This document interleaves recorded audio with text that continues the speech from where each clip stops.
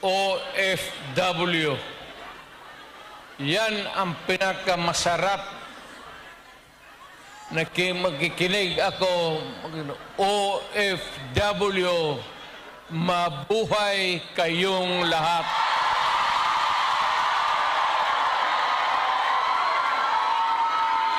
At ang mundo dapat magpasalamat na merong mga Pilipino na magpunta dito sa kanila, sa ibang bayan, para magtrabaho para sa kanila at para sa atin, makaipon ng pera para sa pamilya natin. Kasi, well, you know, it would take about 7 to 10 years bago mawala itong sitwasyon natin na ganito. But in the meantime, that we are not really ready economically to provide opportunities na trabaho para sa lahat, then I said, napipilitan tayo dito maghanap ng trabaho para sa ating mga pamilya. Kaya ako ngayon dito, this is not the first time that I have kaharap ko kayo. Palad natin at magdasal tayo na yung pagod ninyo ngayon dito ang makinabang ang mga pamilya ninyo at ang mga anak ninyo. Mabuhay kayong OFW. Kaya yung lahat ng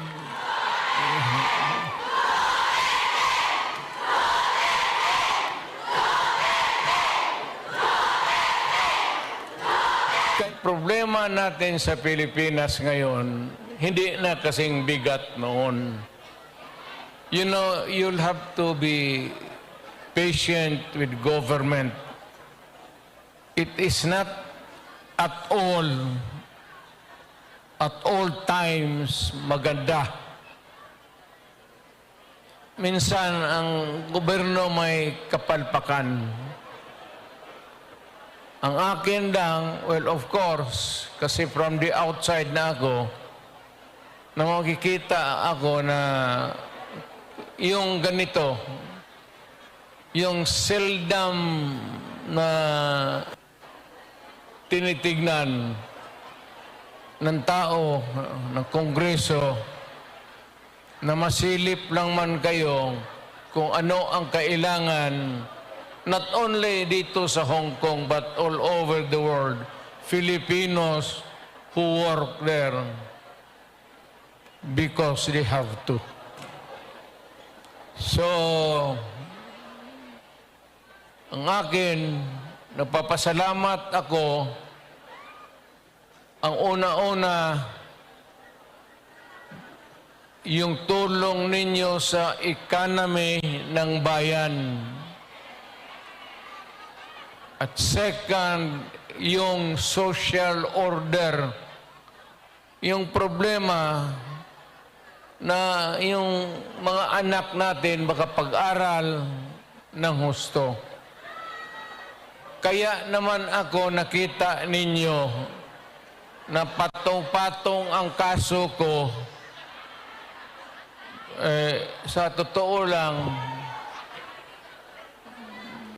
baka ang balita ko, may warrant daw ako pag...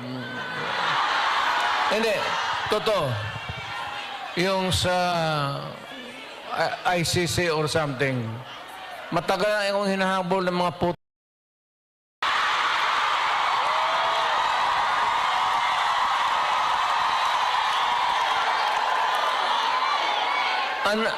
Ano man ang kasalanan ko, na ginawa ko man ang lahat sa panahon ko para may konting katahimikan at mapayapa ang buhay ng Pilipino. Ang problema nito, ewan ko kung ang tingin ng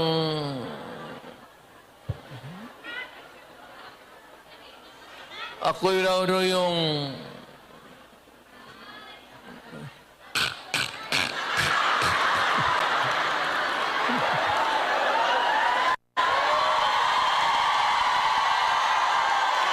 o ganito na lang. Ito ganito na lang. O sabi ko, assuming na totoo talaga yung naririnig ninyo, bakit ko ginawa yan? Para sa sarili ko? Para sa pamilya ko? Para sa inyo at ang inyong mga anak sa ating bayan. Kaya ako man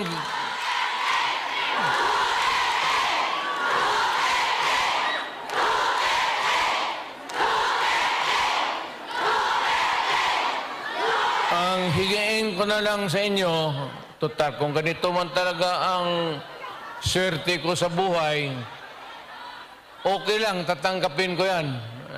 Wala tayong magawa hulihin tayo kung ikulong tayo. Kaya lang, meantime, mag-contribute kayo, bas kayo $5, $10, para paglabas ko sa presuhan, paggawaan ninyo akong monumento katabi ni Rizal. Si Rizal may hawak na libro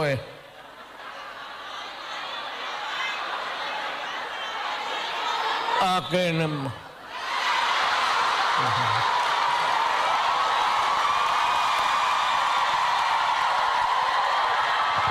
kaya bakit? Tumahimik ba ang bayan natin kung Pilipinas hold up dito, hold up. Wala nang ginawa kung hindi. Tayong mga ayaw ng gulo, napipilitan tayo to confront evil because nandyan sa harap natin. Sino ba naman gustong pumatay? Bakit ako why would I waste my time? Binila, pumapatayan si Duterte, lumalabas ng gabi, ganon. And so, sino ba naman gusto maging security guard? Na ang kinuha ko, law. So, but, siguro sa trabaho, saka sa, alam mo sa gabi, diyan rin lumalabas yung mga masasamang tao.